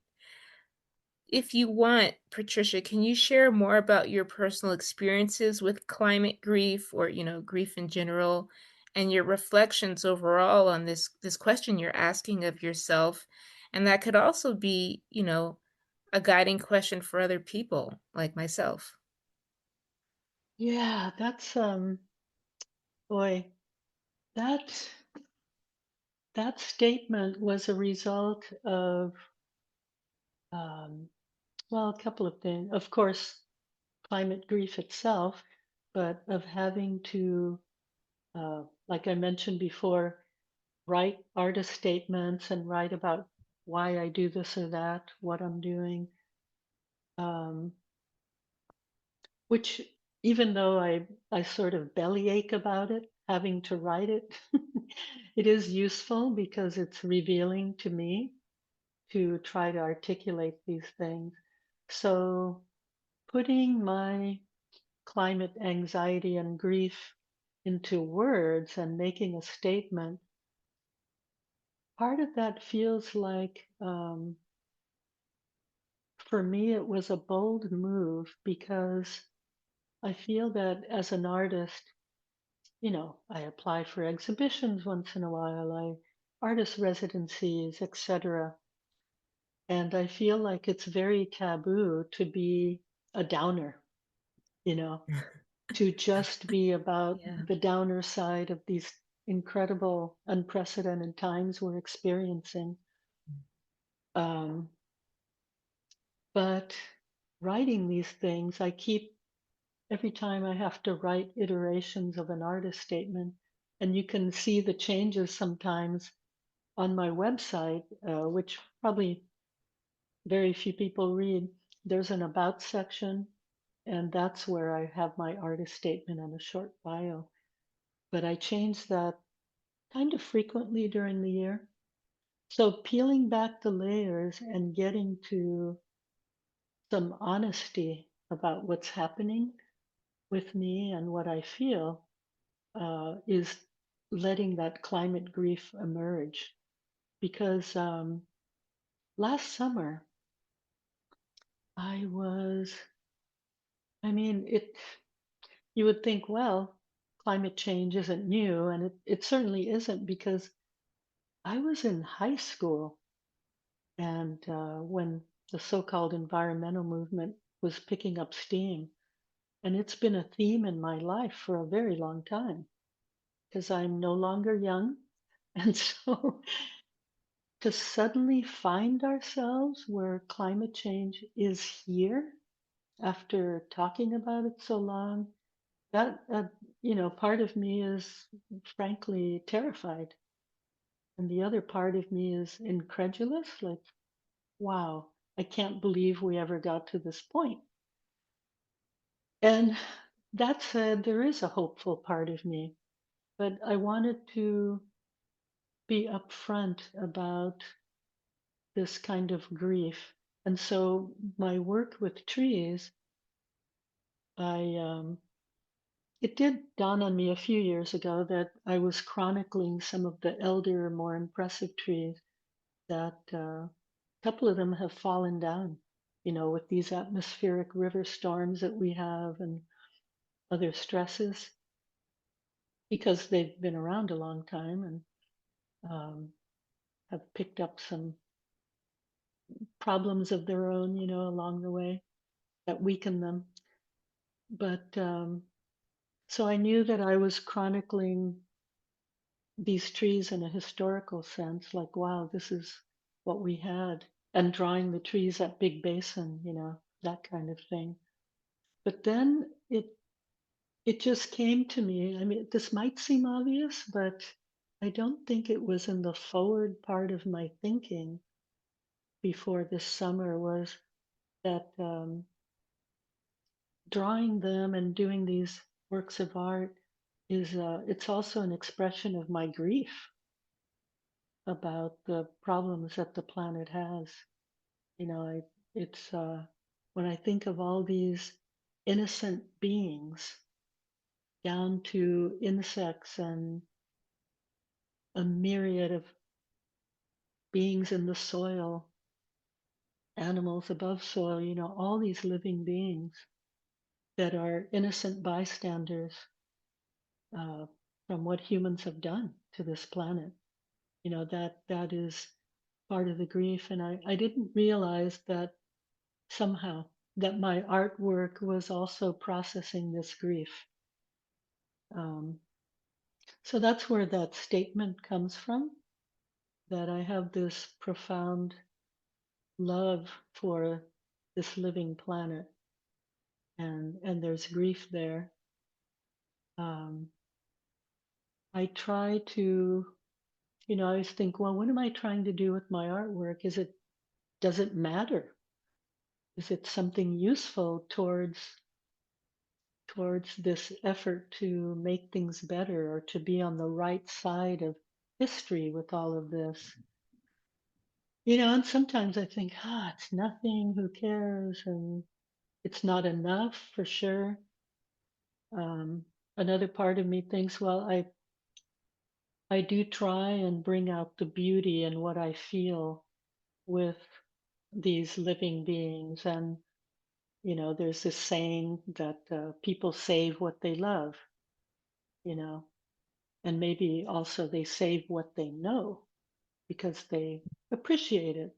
They perhaps form a bond with it and it becomes, of course, more personal. And I've always thought, well, maybe that's what I so-called hang my hat on, that maybe that's what I'm doing. And of course, the underlying piece is that I am an artist at my core. I always have been. When I haven't been able to do creative things, manifest them, I realize looking back that I was very unsettled and unhappy. For sure, some depression around that, anxiety, antsy. And even now, where I'm immersed in the art, in my own art world, I recognize I can get really grumpy if I'm not able to draw or create the things that I've been wanting to do. I'm not too easy to live with at that point. So what I mean to say is it's a necessary for creative people. I do firmly believe it's a necessary thing, like breathing, you know. So I can argue Yes. with myself, like, well, is it useful? Am I contributing, to make things better or not? But the bottom line is that I have to do it to be for my own mental and emotional health. So it Hmm. starts there. Absolutely. So if that is true, that's why I ask as an artist, what is the most impact I could be having right now when things are so dire? And so this is why I also realized when it hit me like a ton of bricks that these pigment activities, the charcoal, and hopefully paper in the future, that this is another art form, a way of doing art where I can be directly impacting people and giving them an experience that is hopefully meaningful where they can be inspired and perhaps inspired into some meaningful action. You know, Mhm. that's a lot to hope, but that's what I arrived at. So, Ah, thank you. Thank you for sharing that. I love that. I love that you're still hopeful. And I think it's really interesting to hear grief experiences and climate grief experiences from older people because sometimes I feel like I think sometimes in the news, a lot of news reports are about climate grief from younger generations, which, you know, hearing about climate grief from all generations is really important and hearing all the stories from all generations. But I think like hearing you speak, it's like, oh yeah, I want to, I would love if there's more space to hear stories of grief and climate grief from older people because you were talking about how like you've seen the world change and the environmental movement go on over the course of your life, and, like, I just think I just yeah, I'm grateful that you shared that, and also just resonating with you, just sharing how you feel about the earth, and, um, I I I I'm like, more, I want to hear more about how people feel about the earth, and I guess I'm thinking about grief a lot because I am at a grief sanctuary right now. Um, it's an emerging grief sanctuary called Unishe in northern New Mexico. I think I saw that on your Instagram.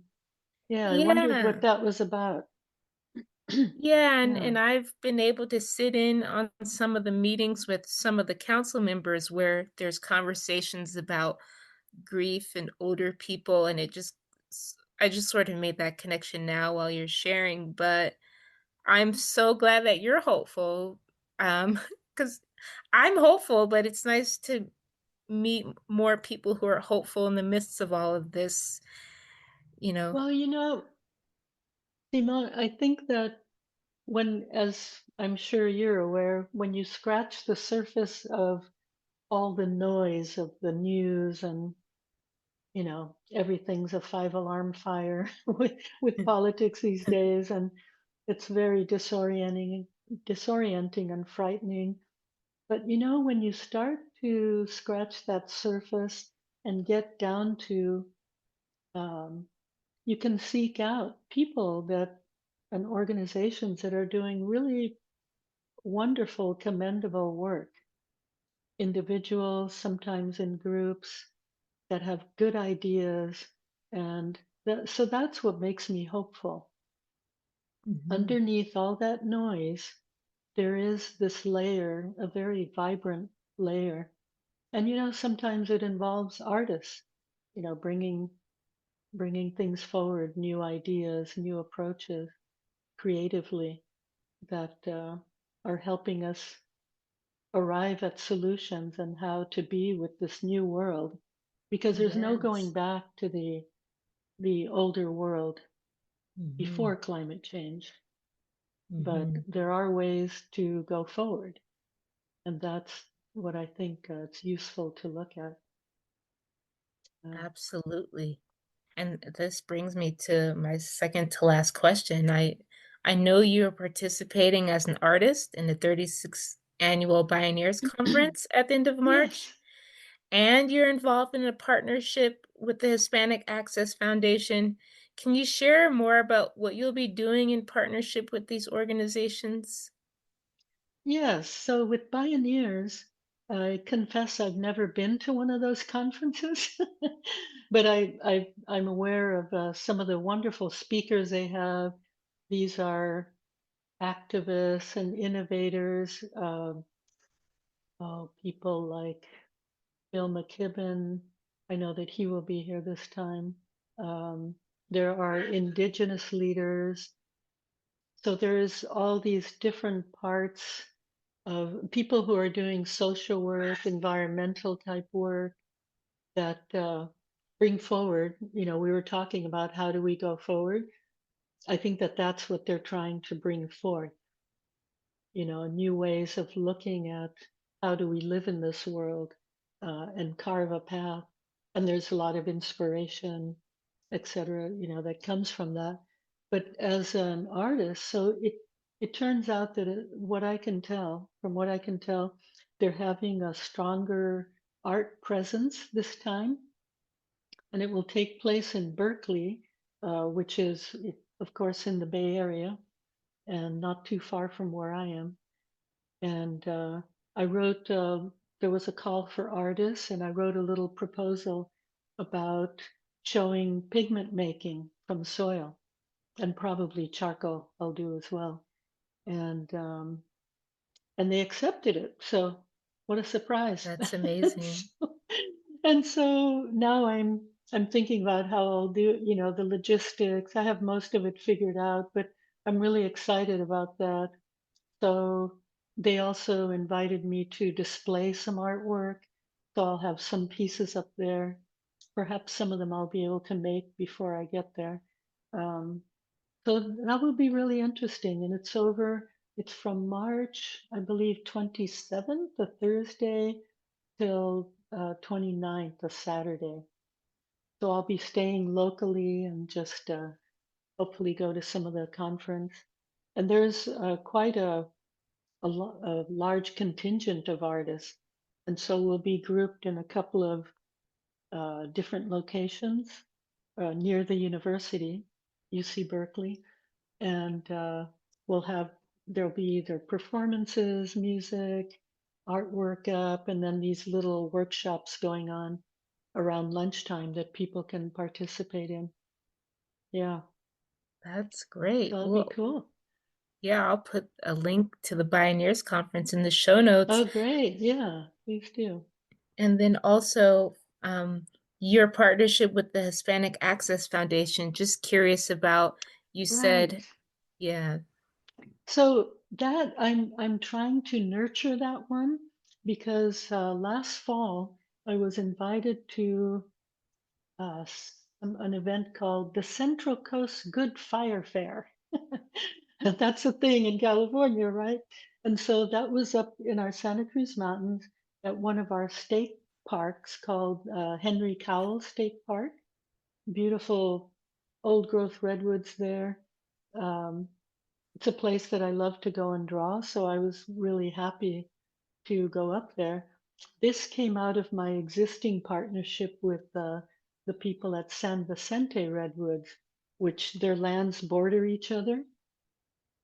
Um, and so I went up there, and it was a fair about teaching people, about this new world with fire that we're living with, fire management, etc. And my sister and I did a charcoal paint event. And next to us was a fellow with a table from the Hispanic Access Foundation. So it turns out that that organization, which is national, has a very strong component of conservation, which you know, I found that so interesting because when I think of Latino community, conservation doesn't leap to mind, you know, except I have to say, more in our more recent years, the Latino Outdoors organization, which I believe is national, but certainly big in California and in our area, that has really uh, nurtured that thread. And so he was really excited about what we were doing with the charcoal, the pigments and everything, charcoal paint, and having people make art with the paint that they had made. And so we talked about collaborating and having me do some things at some of his events. So that hasn't gelled yet. We did get in touch over, I think it was in the new year or over the holidays, to talk about, well, remember, I'm ready to do that with you. And so I'm hoping that we can do that. But I'll also that be, yeah, sorry. Um, I have a relationship with the Ortola Redwood State Park, which is another state park in the mountains here. So I will be at their 80th anniversary. In fact, we have a planning meeting today, and I'll be doing a different thing with them. I think some block print making about plants and the redwood canopy, that kind of stuff. Um, Wow. yeah, so a lot of different things. And then I'll be back at Joshua Tree National Park, actually 29 Palms, which is next to the park, the artist residency Desert Dairy. I was there in 2023, and so I'll be going back this April for 2 weeks. So fun things to look forward to. That's really exciting, and I wish you all the best on these collaborations, whether they're, Thank you. just planting seeds in the soil or they're sprouting right now.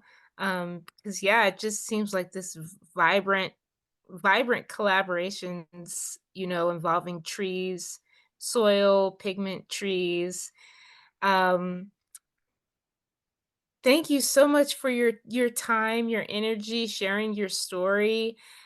Before we end, is there anything else that you'd like to share? Gosh, I think you've mined everything out of me with with your nice questions, and obviously you've looked at my website and Instagram. I thank you for that attention, really. I mean, it's always flattering when somebody takes the time to try and understand you, and that's a beautiful thing. That's a gift to me personally. So I thank you for that. But I think that really hits the points, you know. Well, I just want to say thank you again. Thank you for meeting You're me, welcome. Patricia, at the Through Line. Yes, and I hope I'm sure one day we'll meet each other and make paper and go visit trees. And so just want to say That thank would be you lovely. again. Thank you so much, Simone.